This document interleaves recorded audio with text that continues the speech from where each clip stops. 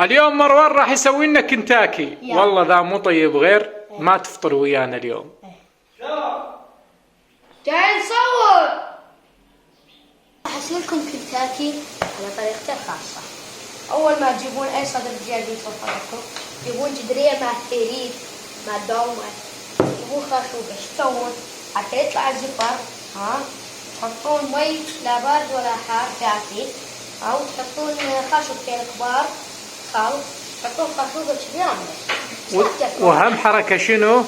تدششوه بالشوكة هيجي تبقبقوه كامل حتى يذوب. من يذوب راح اشوفكم الطريقة الثانية. شباب هسه بعد ما ذاب تحطونه بالطحين، بعدين بالبيض، بعدين تجيبون اي جبس عندكم تشحنونه تحطونه هيجي تحطونه بالدهن. احنا المهم تطلع طيبة، مو مهم شلون نسوي. ايه هسه الطريقة الثانية هاي تجيبها تحطها بالطحين. قلب قلب. الذهبية الذهب شي يقولوا لك الذهب نادر بس هذا أندر. والله إذا ما طلع عن طيبات أنت هفيت اليوم.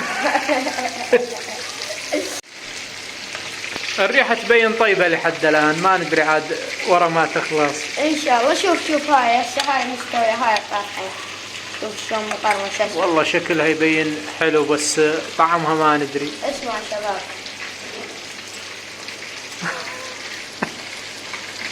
إيه؟ شوف يابا شوف اسمع القرمشة. ألا بشدة. بس بقالنا نذوق لين أذن. بسم الله.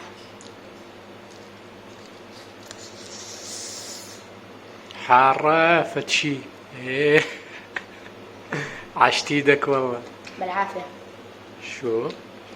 خلاني والله فتشي. فول. خلوا الشيف مروان لايك واشتراك. شباب إذا تحبون ننزلكم محتوى آخر من هاي الأكلات وطبخ حطوا لنا لايك واشتراك. الا بشدة.